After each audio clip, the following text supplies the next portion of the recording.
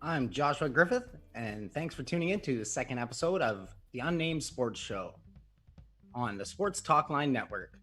I got a great show lined up for you. I got tons of guests. I got to get right into it because it's a jam-packed show. So first off, from the Vancouver Whitecaps, I have Director of Events and Entertainment, Jon Rees, joining me to talk about the Whitecaps charity initiatives that the organization has been a part of. Then I will have Whitecaps' newest center back, Ranko Veselinovic, to talk about his start of football in Serbia and his move to Canada and getting comfortable during the pandemic. Then I'm going to close the show. We're going to talk some Vancouver Canucks hockey. I have from Canucks Convo and writer on Canucks Army, Chris Faber, is going to join me, and we're going to talk a little bit of Canucks and some prospects and a little bit of everything NHL. But there was lots of sports news to get to as well, so let's hop right into it. The UFC went down without a hitch, except for somebody having COVID-19. Ronaldo Souza tested positive for COVID, and despite canceling his fight, they went off, and it was a brutally good card. And it was so brutal, you could just look at Tony Ferguson's face and see how brutal it was. Justin Gaethje just pummeled him. It was a great fight. Not having fans, you could really hear a lot of things in the corner.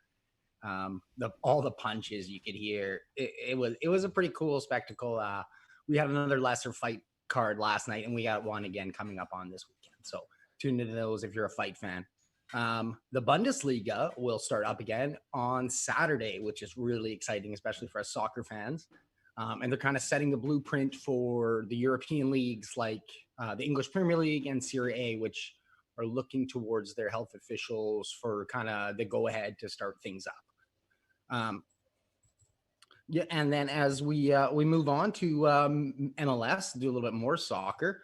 Major League Soccer has started allowing teams to go back and train in their facilities as long as they're outdoors. They're being quartered off, and only a limited amount of people are training.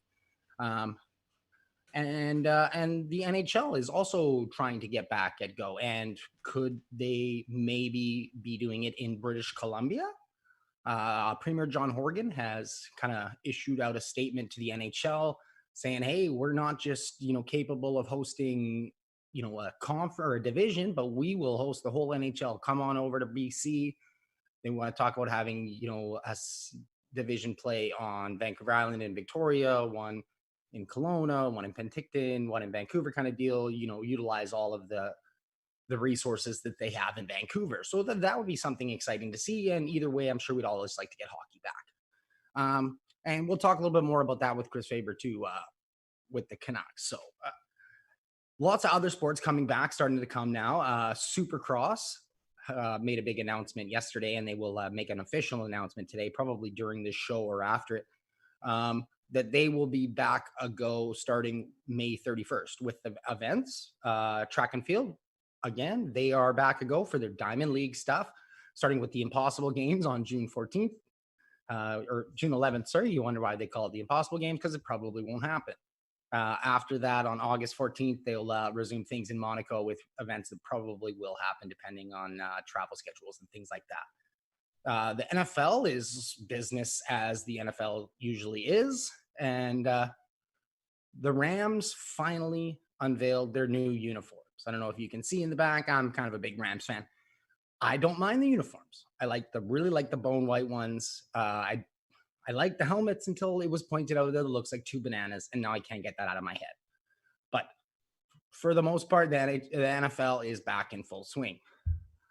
So there's lots of sports that that we have to talk about, and it's fantastic that things are actually starting to get back in full swing.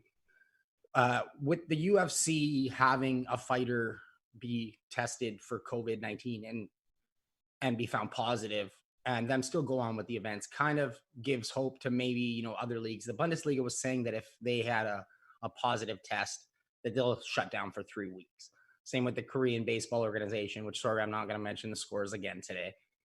They also mentioned if they get a positive test, they will cancel for 3 weeks and then resume play after. So with some of the governments and the health officials and things, it will be very tricky with red tape with all the sports that are trying to come back. Another sport that is trying desperately to come back is Major League Baseball, who they sent out a message to their players association saying, hey, let's just do 82 games. You can come back and we'll only pay you half your salary. This did not sit well with a lot of the players, including Tampa Bay pitcher Blake Snell, who was on a Twitch yesterday and said that he's not doing it. He's not doing it unless he's getting his. So he wanted his money. He wants all $7 million of his contract this year.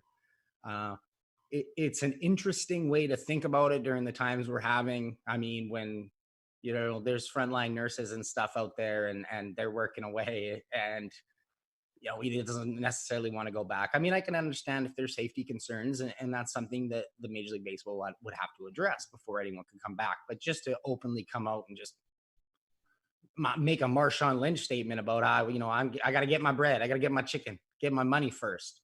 It was an interesting statement, and we'll see if it's shared by more players as we go forward. One of the things for Major League Soccer, who also have been looking to come back, and like I said, they're back on training and doing certain things. And then in a couple minutes here, we're going to actually talk to Director of Events and Entertainment, Jon Rees, who is going to actually talk about the charity initiatives they're doing with the Vancouver Aquarium and stuff. And one of the things MLS is talking about is moving to Orlando and doing everything, all of their training in Orlando, because there's some teams right now that aren't allowed to train with state regulations and things like that. So to give everybody an equal playing field, they're talking about maybe moving everything down to Orlando and playing a season there, kind of a condensed season, get it done in about 2 months or so, which is, you know, very curious. Again, with the, you know, trying to centralize things and also just Florida being the go-to place to go. Hopefully we can get soccer back going as fast as possible. But I mean, until then, we're definitely dealing with some trying times and some difficult situations. And it's been very nice to see the Vancouver Whitecaps organization with so many different charity initiatives. First off, when the Vancouver Aquarium reached out, they were quick to jump on board with an initiative to help them. And then just a little bit more recently for the Greater Vancouver Food Bank, they were awesome and partnered with a local artist in Vancouver to do another charity initiative. And so I'm very excited to have on my show today. Joining me will be Whitecaps Jon Rees, who is the Director of Events and Entertainment, and he's a big part of all of these things. So I'm just going to wait to see if I think he should be ready to go here pretty soon. So I'll just find a lead. Do we have him ready to go? Yes, we do. Fantastic. So joining me now from the Vancouver Whitecaps is the Director of Events and Entertainment, Jon Rees. Jon Rees, thanks very much for joining me. Hey, Joshua. Thanks for having me, man. How are you doing? I'm doing great. How are you doing? How's your family? Are you staying safe? Everybody staying healthy and all that? Everyone's good. Thanks for asking. I mean, you know, we're in kind of semi-lockdown. We get walks out. My 2.5-year-old daughter is super rambunctious, and we find creative ways to keep her busy, especially when, you know, doing calls like this. But everyone's really well, safe, and you know, just looking forward to things kind of reopening as the government is kind of alluding to, and getting back to some kind of normalcy, which will be nice. Booked my first RMT massage for next week, so super pumped about that, because the old back is not doing too well in the work from home situation. I must say that. Yes, there's a lot of those little things that you know, creep up that we kind of take for granted. I mean, I know a lot of people are complaining about haircuts. I mean, obviously you don't have to worry about that one. I'm not dealing with that one. I've been cutting my hair since as far as I can remember. So I guess some benefits to go with the old smooth shave. Absolutely. So one of the reasons I wanted to have you on here is because the Vancouver Whitecaps have done a great job with their local charity initiatives in the last, you know, 2 months when all of this COVID stuff, you know, started. I just wanted to, talk a little bit about that stuff with you. Yeah, for sure. Happy to speak to it. It's been a wild ride. I mean, my main role, as you alluded to at the club, is events and experience, and in a time where there aren't really events to focus on in the immediate future, we wanted to expand and innovate and really use the resources of our organization with a large group of talented individuals to really focus and look to see where we can help out and support in our communities. So one of our objectives is to unite and inspire the community of Vancouver and the province, and as far as we can go. And I mean, some of these most recent ones really caught on even further than our own realm. So just really glad and so happy to see the business community and the people of Vancouver and the media and people like yourself to really pick up and embrace things from supporting an institution like the Vancouver Aquarium, and also supporting those who are in desperate need of putting simple things like food on the table. So the outpouring of support has been just tremendous to see. Yeah, it's absolutely fantastic, and that's actually something. The first thing I wanted to talk about was the Vancouver Aquarium. So the Ocean Wise Conservation Association, which operates the aquarium, they reached out for public help in mid-April, and the Whitecaps and everything were quick to mobilize a campaign and get everything behind it about masks, and it absolutely took off. Could you just talk a little bit about the motivation behind it, and how you guys planned out the initiative and stuff? Yeah, for sure. I mean, that one, I was lucky to be a part of that piece as a small role. I mean, it happened really organically, as you said. The aquarium, made the news headlines for a couple of days straight a while back. I think we're looking at a month or two ago, and it really happened quite organically in the sense that one of our colleagues saw that piece on the news, and then during our daily leadership calls at the Whitecaps, brought up the fact that the Vancouver Aquarium could possibly be non-existent in the foreseeable future. And I think we were all just kind of taken aback by that statement.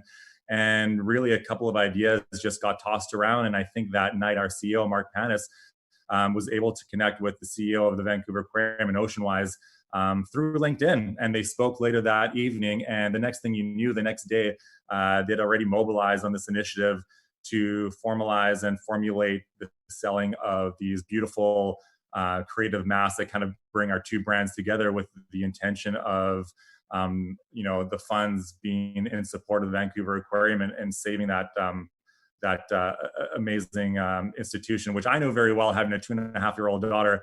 I mean, I feel like, we've sold over 100,000 masks, and I feel like I've been there in the last 2.5 years over 100,000 times. So it's such a great piece to be involved with. And as you said, it absolutely just, it clicked and it hit, and we were able to put those resources together super fast. And just to be transparent and honest, we were anticipating a couple of thousand masks to be sold.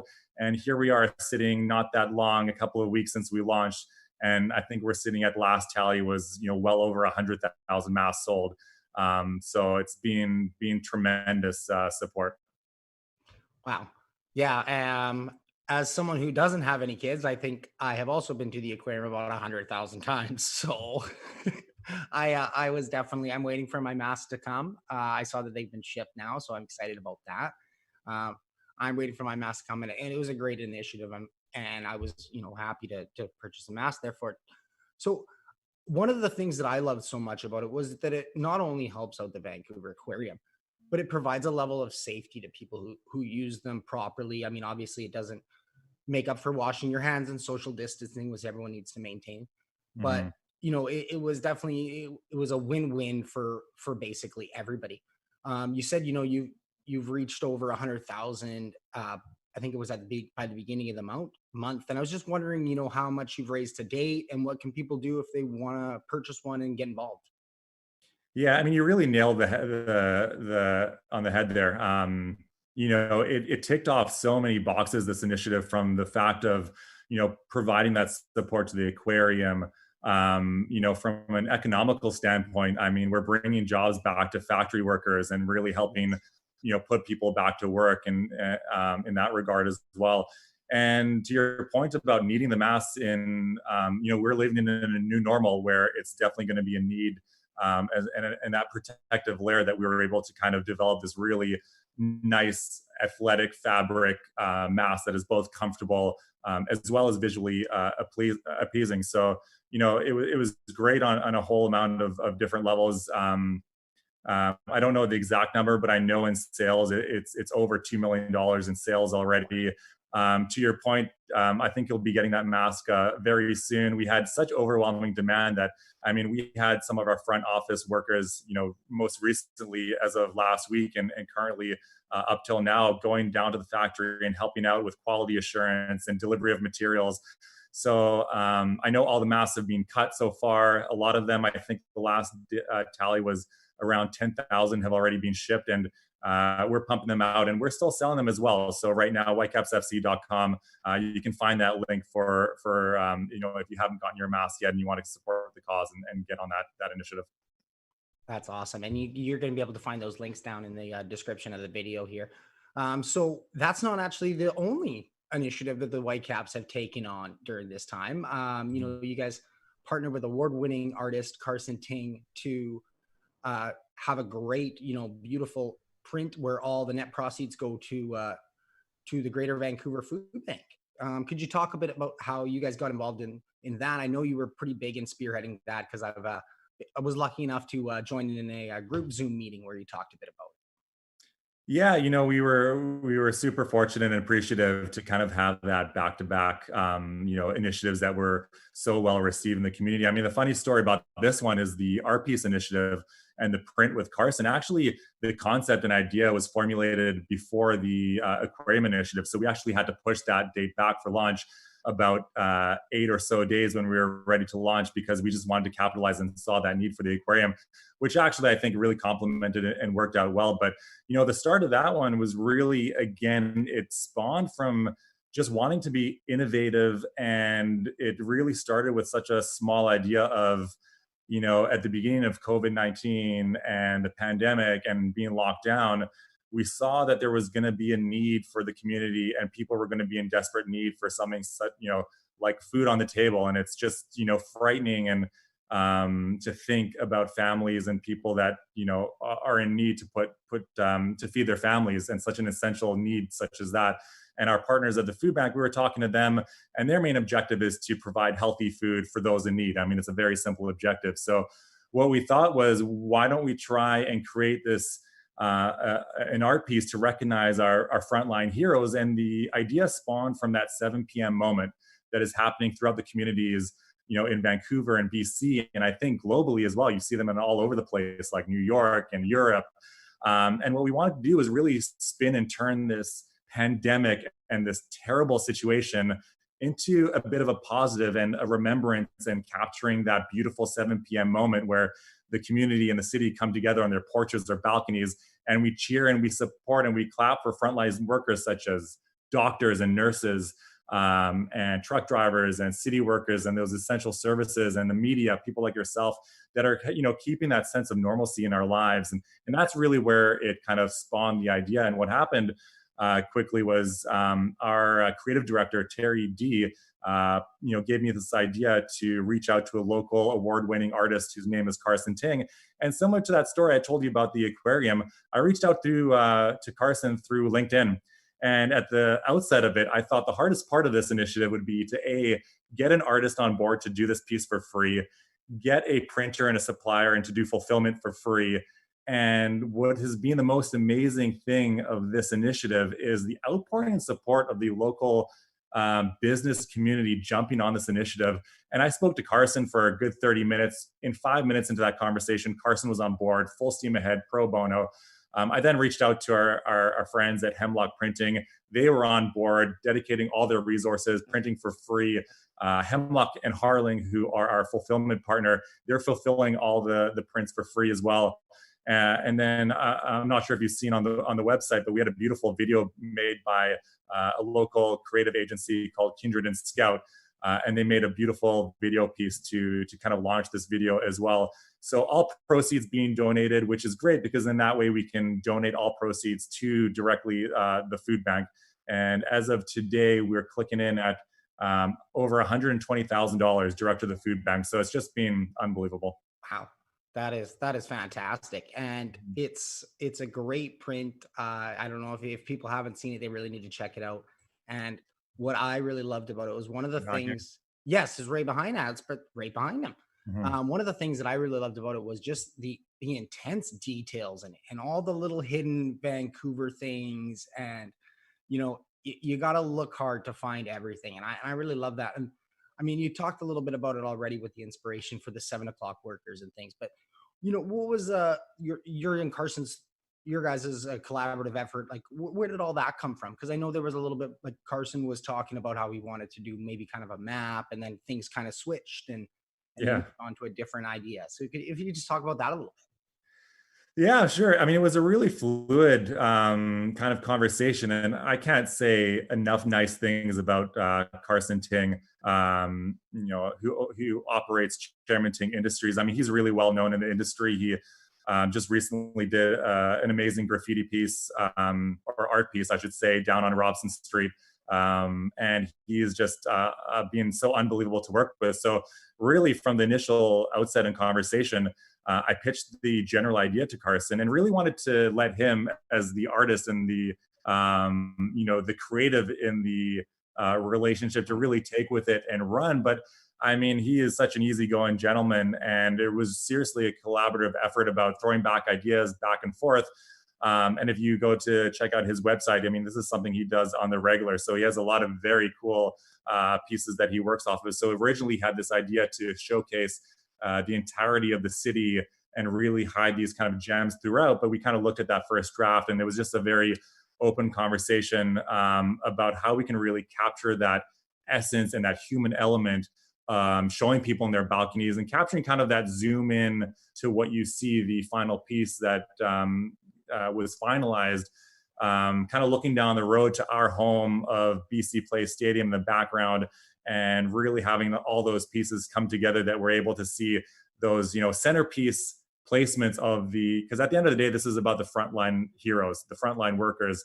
And that is really the essence of what we wanted to celebrate. So we kind of worked with Carson to say, like, let's not make this necessarily a Whitecaps piece, even though it was a collaborative effort and we have Whitecaps spread throughout the visual. This was about a frontline heroes piece, and adding in those kind of Easter eggs that you alluded to, with like Ryan Reynolds is in there, and we've got Seth Rogen peeking in. Bonnie Henry makes an appearance, and Nigel, our sign language hero, and some other gems as well. So this one behind me is the blue and white version. There's also a very beautiful color version as well, which has been, I think, the more popular piece. We've sold, I'd say, about 80% of those versions, but it turned out unbelievably. So can't be prouder than that initiative. And really, at the end of the day, it's about that ultimate goal of putting food on the table and helping out the Greater Vancouver Food Bank, who's really seeing a tremendous need right now for donations. So we were just thrilled, and we're keeping it going. So again, whitecapsfc.com, the prints are there for purchase. So I'd encourage people to visit check that out. Yeah, that's great. I thought it's funny because I thought I liked the blue and blue one better, but now I don't know. I keep looking at the color one and I'm thinking I might like that one better. And I love too that it's just littered with frontline workers, like you said. There's the garbage people, there's the postal people, there's the grocery store, there's the doctors, the nurses peeking out, and things like that. And it's a really good message and a really great cause that you guys are doing. Yeah, So that's great. Appreciate it. I mean, the solution, the quick solution to that one is just buy both. that is true. So I actually had a color version as well. I purchased both, but our next door neighbor is actually a nurse, so we gifted that to her as a thank you to her. And there's a great piece that we've included into the website as well, where people, if they'd like to, can top up an extra donation to the food bank as well. So it was a great collaborative effort across the board. And again, it's just rolling along. It's hard to believe because we launched this, I think, just over a week ago, and we're clicking in at over 120,000. So we want to keep the ball rolling, and just really appreciate you having me on and giving attention to that and keeping this kind of state of normalcy in this strange world that we're living in. Absolutely. Thank you for joining me. Jon Rees, Vancouver Whitecaps Director of Events and Entertainment. Thanks, Joshua. Appreciate it. Thank you very much.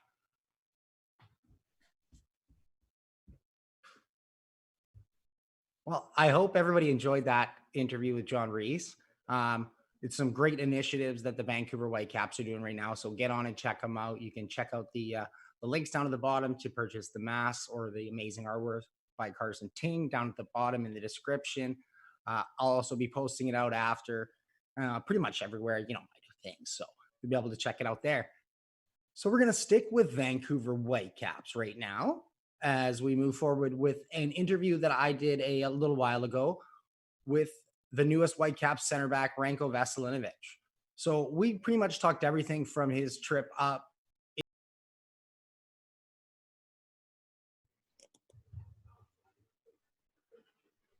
I'm Joshua Griffith, and this is that unnamed Canadian sports show. And lucky me, I'm with that Serbian guy, Ranko Veselinovic, the newest Whitecaps player. Ranko, thank you very much for joining me. You're welcome. I'm glad to be here. I'm glad you joined me. Yeah. So first and foremost, what I'm asking most of my guests, especially in this time, is just how are you doing? How are you holding up? How's your family? Are you staying healthy and safe? Well, it's good. It's tough situation for everybody. We have to be careful with our health to stay safe. For our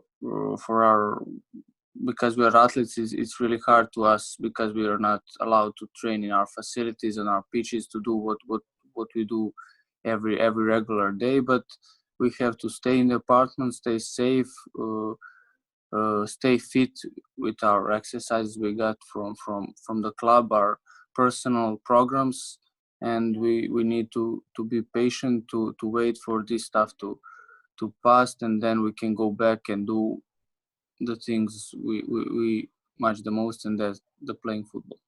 Yeah, absolutely. And I think, we all miss that, and I'm sure that you guys miss it so much more.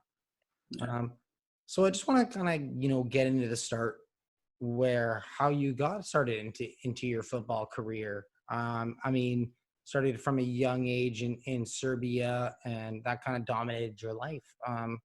If you could just kind of talk a little bit more about your upbringing into football and what made that a major sport for you. Well, I started to play football when I was a kid, about when I was 6 years old, and I really liked it from my beginnings. I really felt that this is something special for me, and I really love this game. And in the beginning, it was just a game, it was just fun to hang out with my friends, to enjoy. I didn't know what was going to be with that. But later, when I from my football academy, when I went to my club Vojvodina, then when I was growing up, and then when I was closer to the first team, to play professional, I started to think, okay, maybe this is my professional. Maybe I'm really good at it, and I can live from football, And I started to be more professional, to be more willing to do what I do, And then when I signed my first contract, I started to play in the first team, and one thing's led to another, and now I'm here. Yeah, that's great. You can tell that you got started for the right reasons, which is always good when kids just get started because they're having fun and they're enjoying with their friends and stuff. Yeah, of course, that's the most important. We everybody starts from the fun, but it's still important to play for fun now. You need to enjoy in the things you do. Yes, absolutely. And that goes with anything you do too. So, and then that kind of moves me along too. So, you were very highly touted in the Serbian national team. You were in the under 17 team. You were on the national team when you were 14 and 15. You had a prominent role in the under 21 team, which is a very big call up for the Serbian team. Yeah. what was it like just to get the call up for you for Serbia? I mean, just even from just the beginning of getting the phone call to just the whole experience. Yeah, I still remember when I first time, because in Serbia we got our calls from the national team. They sent mail in the club, which players from that club is called for the next national duties. And I still remember when I was just a kid, maybe 14 or 15 years, when first time came this paper. And I was really, when I came that in, because we have a sports center for the national team, and when I came there, it was really some special feeling, you first time there, you see everybody, because in those times there was also the first team, A selection of national team, and it was really, really special to see all those guys there, your idols and the people who you dream to be, And then and then just year by year, I was be continue to call to play for the national team. When I was 17, we were on the Euros. We qualified for the Euros, and that's a really special thing for me, because it's really great when you go to the national scene and you can represent your families, your friends, and everybody in your country, and those games you never forget. No, absolutely. And that actually brings me right into my next question. What what you were talking about training and getting into it and stuff like that, and all the experiences. So like, if you could just talk about what it was like, being around your idols and stuff like that, like, and who you growing up, was a big soccer fan of kind of deal. I mean, like, I know you have number 4, and I know you talked about a little bit yesterday on the Whitecaps broadcast, but well, everybody has their idols, somebody you looked up, you want to do things exactly like he does. I don't know, for me, when I was younger, I was watching Nemanja Vidic, he played for Manchester United, and I wanted to be like him, because there's not lots of players who can that big career.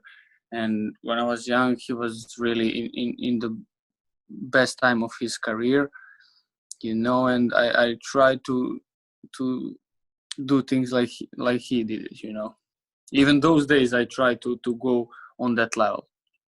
Well, and that's what you have to do as a kid. I mean, you get your idols, and of course, yeah, you go and try and impersonate them out on the pitch, and of course, exactly.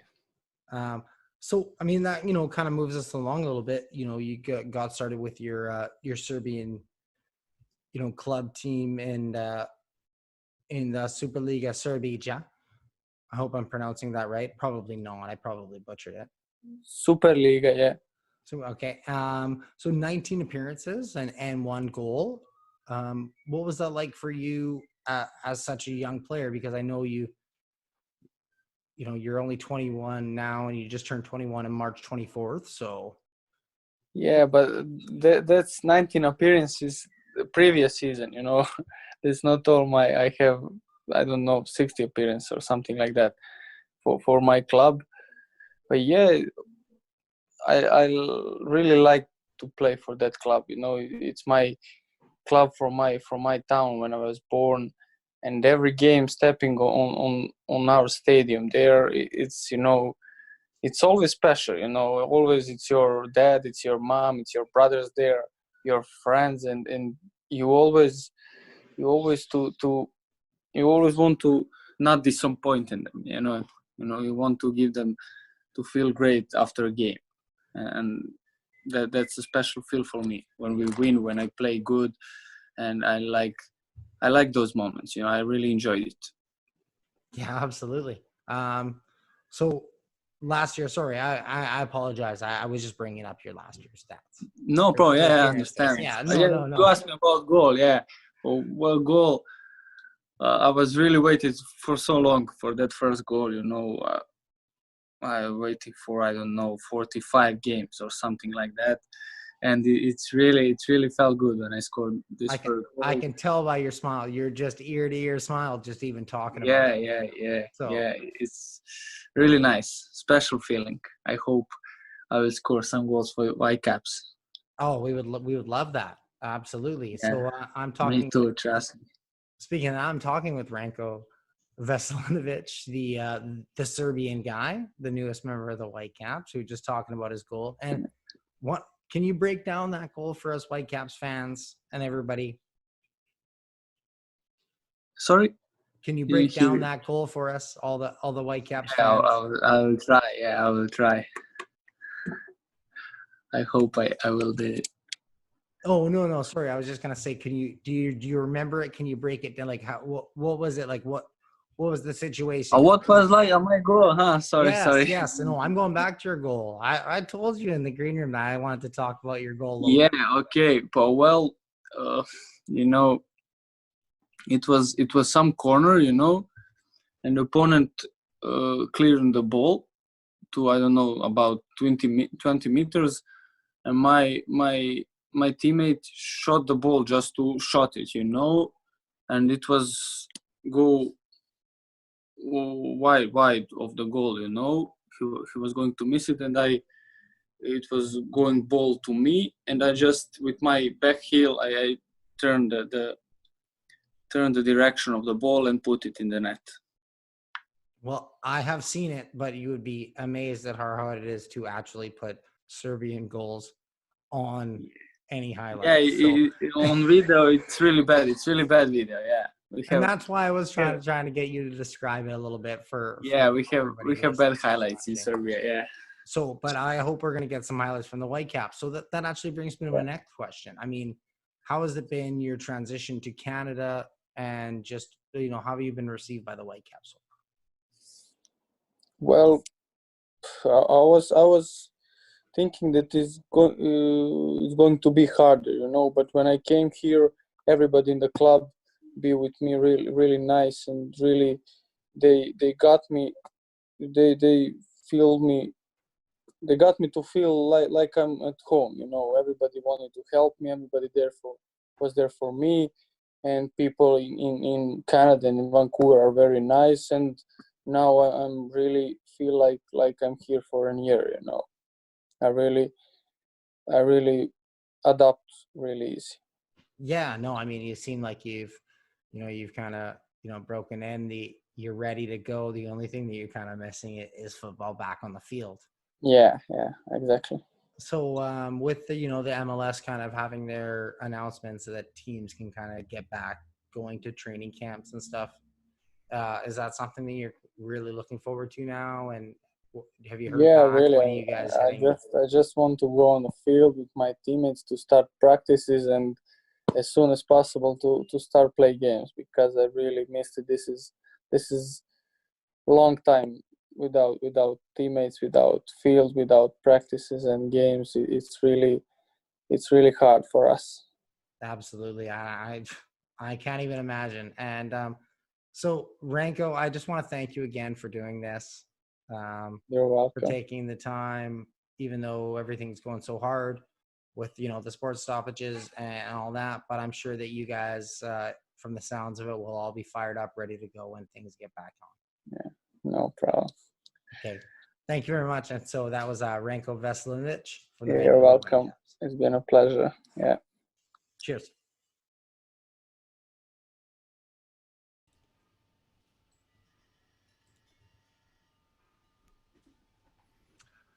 I'm Josh Griffith with Sports Talk Line, and this is the Unnamed Sports Show. I hope you enjoyed that interview with Ranko Veselinovic, newest Whitecaps center back. He was a joy to talk to, and his English was fantastic for someone who's grown up in Serbia. And I actually didn't know, and I was made fun of a little bit by one of the other Sports Talk Line guys, that a lot of the European countries learn English all throughout school and at a young age. So we're going to switch things over right now, and we're going to start talking Vancouver Canucks. We're going to talk a little bit of hockey. We're going to talk some prospects. So I am excited to have on next on my show from the Canucks Conversation, and our contributor on Canucks Army is Chris Faber. So, Chris Faber, thank you very much for joining me. Hey, Josh, how's it going, man? It's going great. How are you? Everybody's staying safe? Your family's doing good? Everything like that?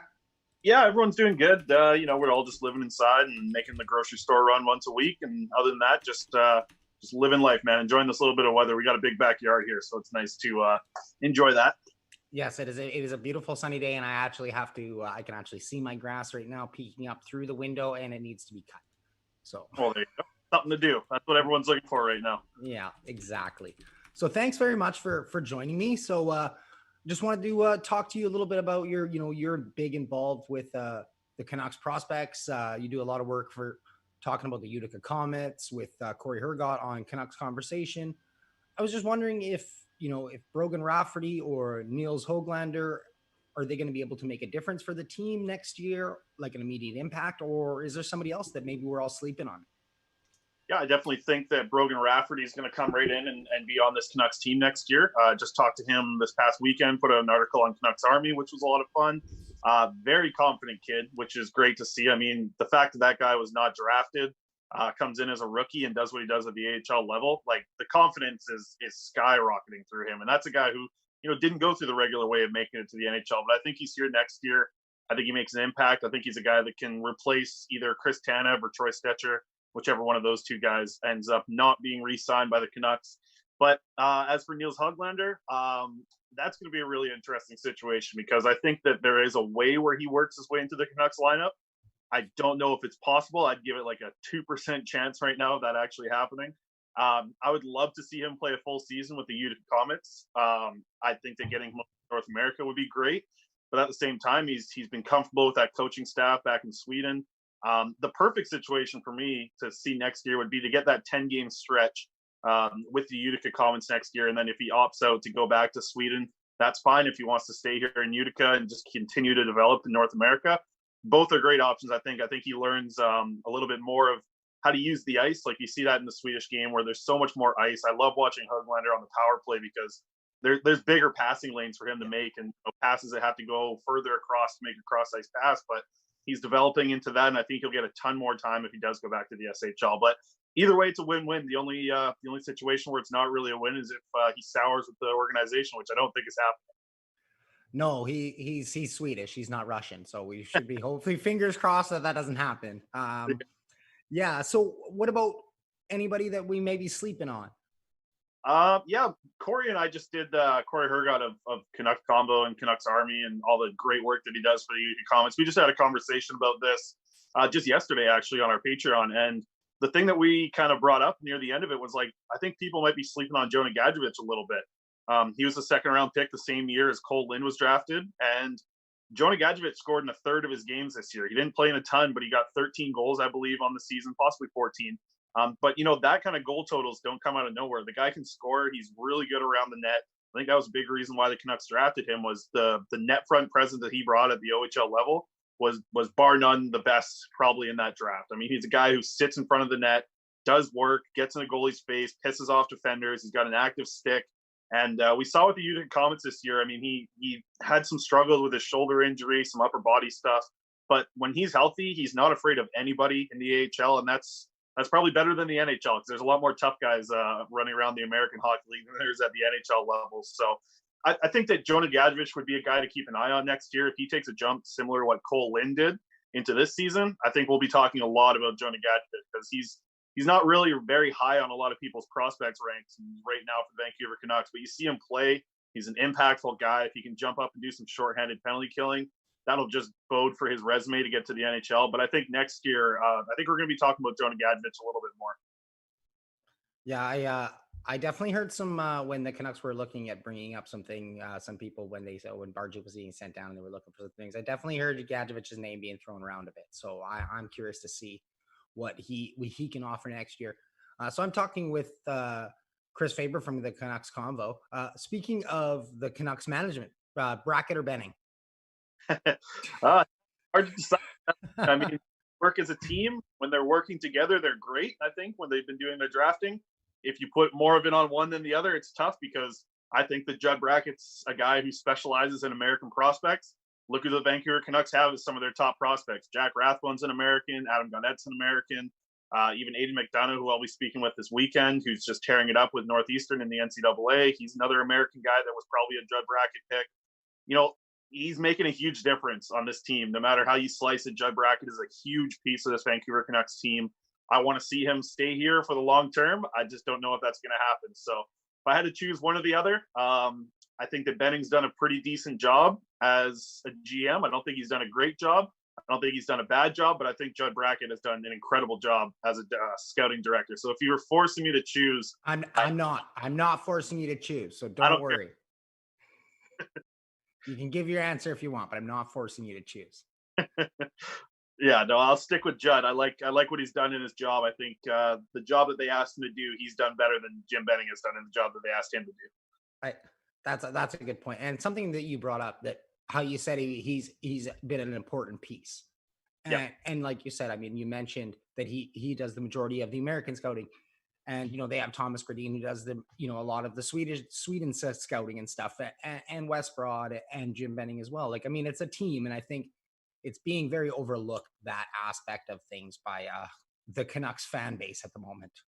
Yeah, and I think that's where some of the problems start to come out of, right? I mean, if Judd Brackett wants more power and he thinks he's done a great job, I'd be interested to see if I don't know if he wants more power, but I wonder if the rumors that are about Judd Brackett, about him losing power, might be the problem, right? If Judd Brackett's losing power after doing such an amazing job of what he's done so far with this drafting group, that would scare me, and I don't like the feeling of that. But I'm not in there. If I could be a fly on the wall, I'd be in those conversations right now. But from what I've heard from the people that do know and have heard from others, it's not a great situation. I don't know how this is going to play out, but I wouldn't bet on Judd Brackett being here in Vancouver for much longer, to be honest.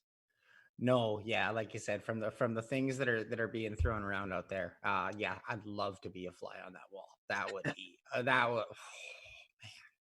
But hopefully they can work things out, because it's been a great team that has done a pretty good job in scouting prospects and getting some good things back in the Vancouver Canucks cupboard, where previous kind of scouting departments really fell flat, especially in the later rounds and things like that. Yeah, most definitely. I mean, if you can find impact players that are going to, bring value to your team, whether it be in the second, third, fourth, fifth, sixth, seventh round, or even undrafted free agents, like Brogan Rafferty is a great example. I mean, a guy in the seventh round, I brought up Jack Malone's another great guy from the USHL, who they got in the sixth round last year, I believe. And then Aiden McDonough, I brought him up earlier, but he's another guy who's tore it up in his freshman year. I mean, these type of players add value to your prospect pool. And I think in the end, what you want to do is just build up as much value total as possible in that group, right? So, I mean, if you're adding players, whether it be from the USHL or guys in NCAA hockey, and you're looking to sign prospects out of college, like, it's all in the same kind of umbrella of scouting, I guess, right? And the fact that they've been doing such a great job of it over the past couple of years, as a Canucks fan, I don't want them to break this up. I think they've been doing a good job, and if this group can gel together, that's just great for the whole organization. So the fact that some drama has occurred over the past little bit, it's not great. I wonder if people are going a little bit crazy due to the pandemic that's going on around us. It is something to talk about. Yeah, it's something to talk about, and I think that's why people are getting into it. But at the same time, this problem came up in January and February, and Patrick Johnson was reporting about it. So this isn't something that just happened because of the pandemic. It's probably exploded a little bit more due to the pandemic. It's something that's going on with the Vancouver Canucks that everybody has an opinion on. And I think that's why it's caught a little bit of fire on Canucks Twitter. Yeah, absolutely. And it's funny to see, I mean, it's our job to know these guys' names, but just the amount of the fans that absolutely just know everything about the front office and these people. I'm like, holy smokes, these people do their homework before they get on here and rant one way or the other. Yeah. Don't ask me about the scouting director of the Oilers. Like, I have no idea. But for the Vancouver Canucks, I can tell you that. Yeah, I can tell you every single one, and then name their kids and all that jazz. Yeah. I mean, before all of this did get broken up, we had a pretty exciting Canucks season on our hands. Yeah, y'all about that. Yeah, what were you most excited about on ice? Because there was a lot of things that you could look at. Sports Talk Line just posted the top 10 Elias Peterson goals, so you can check those out. There was Quinn Hughes on his rookie tear. There was Markstrom's big thing, his injury to end the season. There was a ton of stuff. What were you most excited about? Yeah, I was most excited to see this young core get some playoff action. I think that was kind of the goal going into this season. You saw the direction that Jim Benning and the management decided to go was, they're full out going for the playoffs. When you go out and sign Tyler Myers, you go out and add these older players that you want to round out your team with. I think that's when you're at the stage of, okay, we want to push for the playoffs right now. Obviously, Elias Pettersson sped it up quite a bit, and Quinn Hughes came in and pretty much just took the torch from him and kept doing that. This team picked up a ton of momentum when they go out and trade for JT Miller. That's kind of the final nail in the coffin. It's like they're going for it, right? And at this point, this Canucks team is 100% involved in going for a playoff spot. And I think that this team would have had a chance to, win a round or two in the playoffs. I like what a lot of the stuff that they do is something that Canucks fans should be excited for. The goaltending was stellar this year with Jacob Markstrom. Patrick Demko as a backup is a great option as well. I think that's one of the strengths of their organization is right now what their goaltending is. And I think this team could have really done something. I mean, going into the playoffs, it would have been a lot of fun. So I think all in all, the final thing I would have liked to see is a playoff run. And we still might get that soon, depending on what the NHL wants to do with the remainder of the season. But man, like Canucks fans deserve it. We've been through a lot in the last couple of years as well with some horrible teams. I think watching this young core get an opportunity in the playoffs would have definitely been something to watch. Yeah, I think that, like you said, the front office really wanted to go for it, and with the trade for Tyler Toffoli, just to even make the push and say, no, we want to go this year. We want guys to get some playoff experience. I too was also looking forward to that a lot. Yeah, still thinking about it. I'm still thinking it's going to happen, but yes. Every day that goes by, I lose a little bit of faith that the season is coming back. But I'm still holding it in. I still think they might be able to figure out something here. It's been good to see other leagues kind of starting up around the world, right? I mean, Bundesliga starting this weekend. Like, I never thought I'd be this excited for a soccer game, but I might even be waking up at 6:30 to watch this weekend. Yes, welcome to the dark side. We'll get you joined as long as hockey's off. Yeah, but, I mean, it sounds like John Horgan was pretty vocal about inviting the NHL back to BC. What do you think about that idea? He sure wants that to happen for sure. I don't know how much John Horgan's poll has in it, but I mean, obviously, putting Vancouver as one of the cities that should be considered for a hub city is a good idea. I think BC's done an incredible job at flattening the curve and now kind of lowering the curve, what we're seeing right now, which is good. And I think that that's something that BC should be proud of. I mean, we've done a really good job of staying indoors, and even though it was a tough couple months there, it's been nice to see a couple things open up, and it does open up the door at the same time, possibly being a hub city. And I think that Vancouver has the facilities for it. They have the hotels for it. They have, the way that they could cover hockey in the city. I mean, we've already done it for, the last, 50 years pretty much of being a team that's kind of developed into a hockey city. And this team right now, I mean, you look at Vancouver as a whole, it's a hockey city. It's a good spot to be a hub for one of these things. And I think it would be good. It's just such a tease because you want to go out and watch hockey, and you have all these teams here as your hub city. You don't even get to go to a game. So it'll be good, man. If they can get the season going and get through the playoffs, I think it'll be a lot of fun. That's what I was thinking about too, actually, I was like, when they announced it, I was like, that'd be great. They'd all be in BC. And then I'm like, wait a second. I don't want that, because I'll be able to just instead of watching from afar, now I gotta literally, they're in my backyard, all of them. And I just gotta sit there just from 6 feet away. Yeah. Keep your hand on the controller on TV. But it might be good to get Shorty and Cheech back on the play-by-play. That would be a lot of fun. I know Canucks fans with that. Yes, I am. I'm like you. I'm definitely missing those guys' voices. So, Chris Faber, thank you very much for joining me from Canucks Convo and contributor for Canucks Army, among other of the many things you do. Guest spots on TSN 1040 and writing for just pretty much everything. Where can people find you? What do you got coming out lately? We're working on putting out some stuff on the Patreon for the Canucks Convo. We've added Corey Hergott to our arsenal. David Quadrelli's writing with us there. We've been behind the $1.69 nice paywall. It's been a lot of fun putting stuff out there. Just trying to have some fun with writing. I think when I write for Canucks Army, I do it a little bit more professional. Putting a swear word in one of my articles was so much fun. I just had to put it behind a paywall. So that was a little bit of fun mixing it up. But we've had some fun there. Dave's obviously taken over as the managing editor of Canucks Army, so we're kind of ramping up some stuff there as well. So just keep him busy, man. Writing every day. And you can just find all that stuff on Canucks Convo on Twitter. That's fantastic, man. And I look forward to checking out more of your stuff. And thank you very much for joining me. Absolutely. Talk to you later, Josh. Talk to you. Cheers. So that was Chris Faber from Canucks Convo joining me, talking a little bit Canucks, getting everybody caught up on what's going on in the world with the organization. Oh, to be a scouting director for amateur scouting for the Vancouver Canucks. For some reason, it is a scrutinized position, and Jim Benning just does not like him for some reason. I don't know what it is. I didn't want to talk about it on my last show, but things just have not gotten better. I was hoping that maybe Band-Aids would be placed, but it does not, like Chris kind of alluded to and mentioned, things aren't looking good in the Canucks world in the front office. So there might be some change when it comes to that front. So I hope everybody really enjoyed my second show. I want to thank my guests, Chris Faber, Ranko Veselinovic from the Vancouver Whitecaps, and Jon Rees, the Director of Events and Entertainment for the Vancouver Whitecaps, all for joining me today. Thank you, everybody out there, for joining me. Make sure you subscribe to our YouTube channel, subscribe to our Patreon, and hey, as always, love sports and all sports, all of them.